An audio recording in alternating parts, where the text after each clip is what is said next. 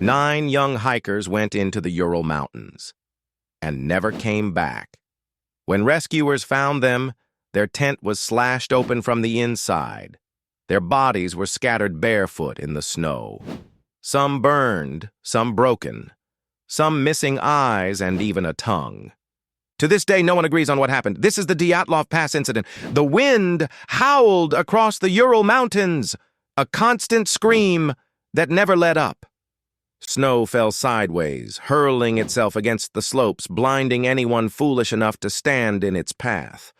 On one of those ridges, a single canvas tent strained against the weight of the storm. Fabric snapping, poles groaning as if the mountain itself wanted to crush it flat. Inside, 9 young hikers crowded together shoulder to shoulder, boots lined neatly by the entrance, coats folded, food half prepared in bowls that would never be eaten. For a moment there was warmth, laughter, a silence shared by friends too tired to talk. But before the night ended, that same tent would be slashed open from the inside.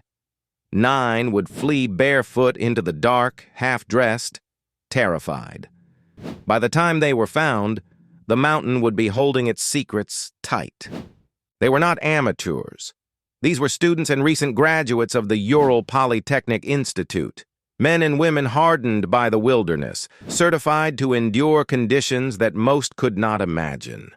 Their journals show discipline, but also joy. They teased each other in notes, made sketches, even sang around small fires, pretending the cold was nothing more than another guest on their journey.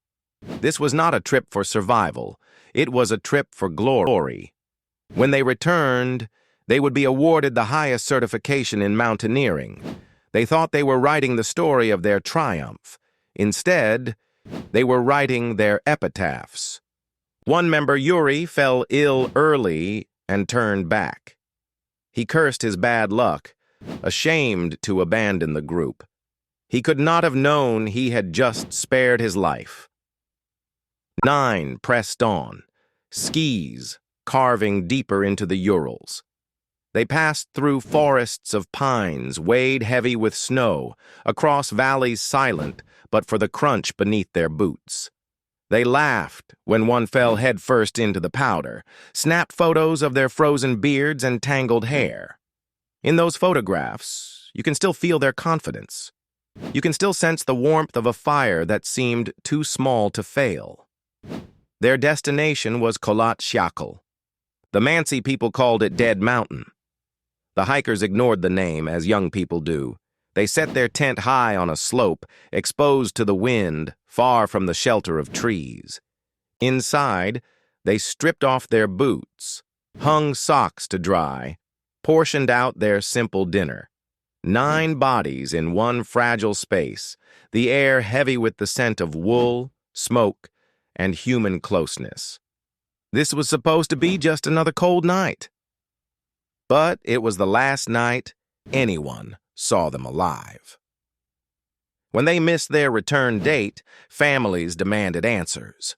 Search teams formed, students, soldiers, Mansi hunters who knew the mountain like their own skin. The forest was scoured, the ridges crossed. Days later, they found ski tracks leading to the slope. And then, the tent. Half buried in snow, lopsided but still standing. Inside, order. Boots lined in a row, coats stacked carefully. Food waiting as if dinner had only been paused, but the tent had been slashed open from within.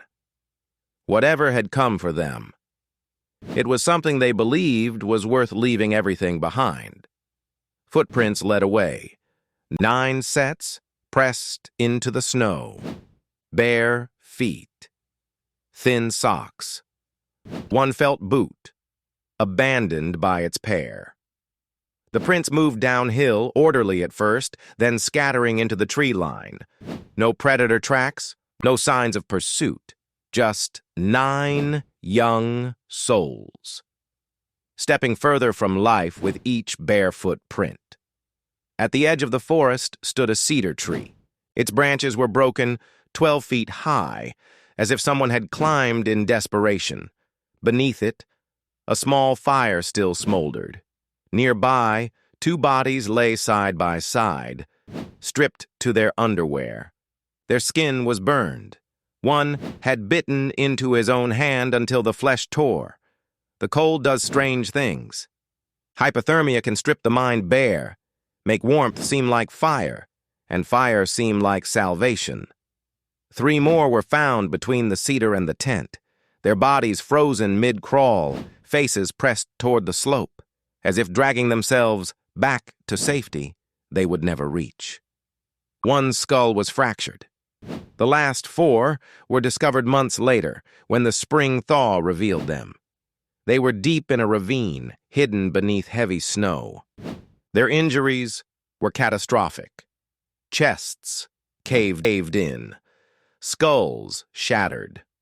Doctors compared the trauma to a car crash, and one young woman was missing her eyes, her tongue. These were not wounds of frostbite or time. What searchers described in that ravine was more than tragedy. It was horror.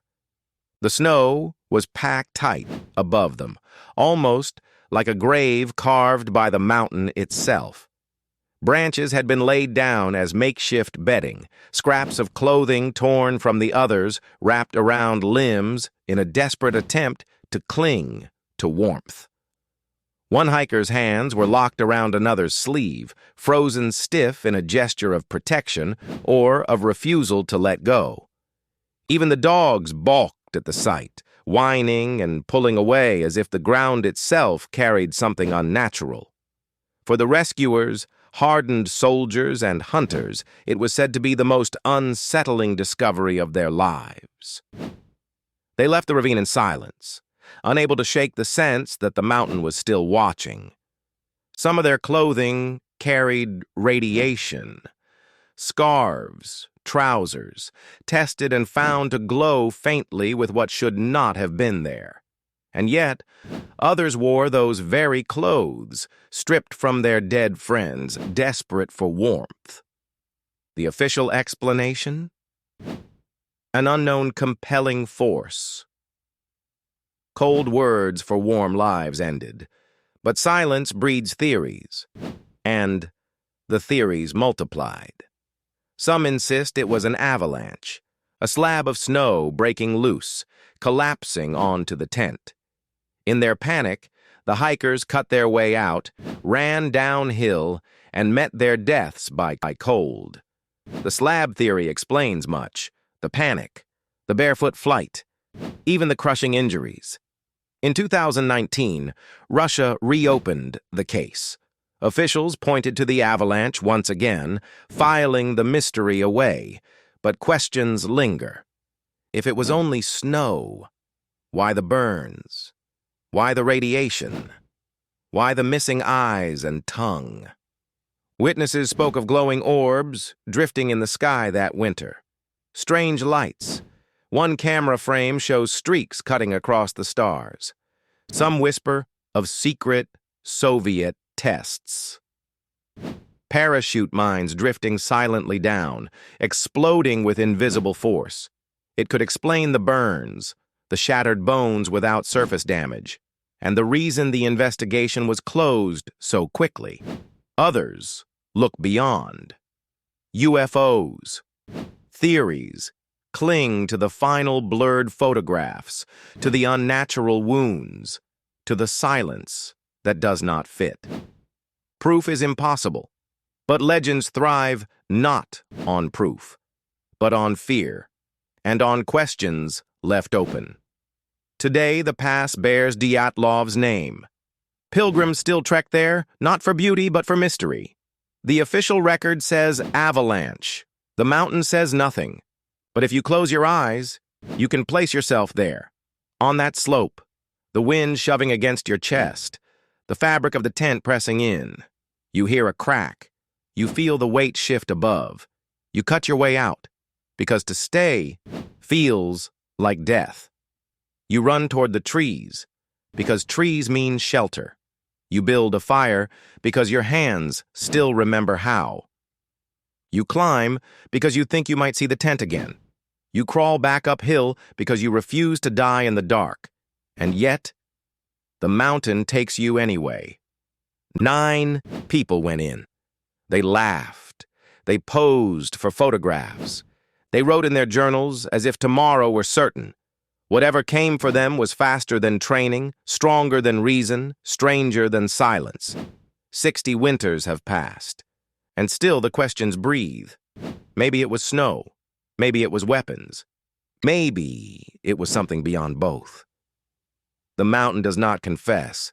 It swallows every answer. Footprints fade.